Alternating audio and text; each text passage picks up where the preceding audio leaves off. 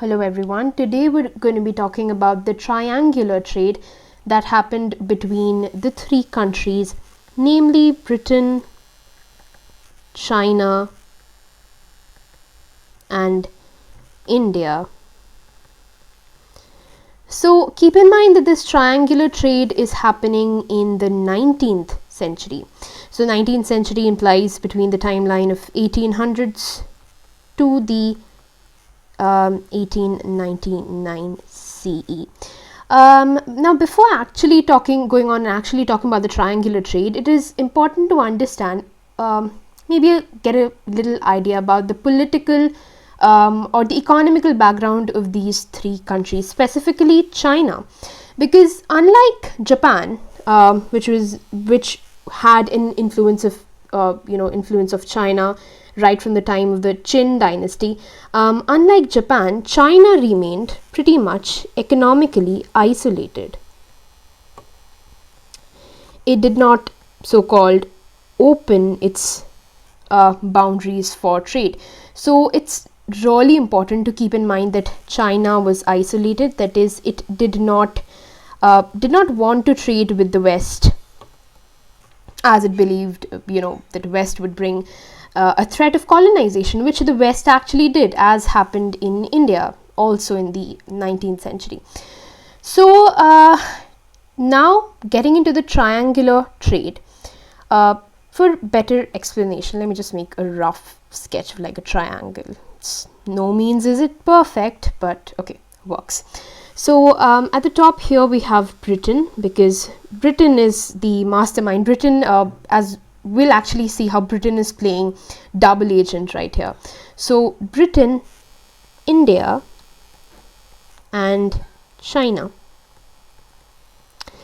So at this point, China had access to resources such as porcelain, silk, and tea. And these three resources were in high demand in the market in the West. So great demand in the West. And of course, because Britain was establishing a monopoly over the markets, what Britain wanted was to trade with China in exchange of porcelain, silk, and tea. But as I already told you, China was isolated from the rest of the world in terms that it did not want to trade with the West. Also, there was one more factor.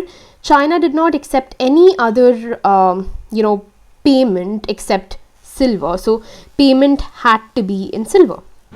So this is where India comes into the picture, because Britain wanted imports of porcelain, silk, and tea from China, and of course China did not trade with the West, and Britain did not have access to so much silver. So Britain was in a dilemma.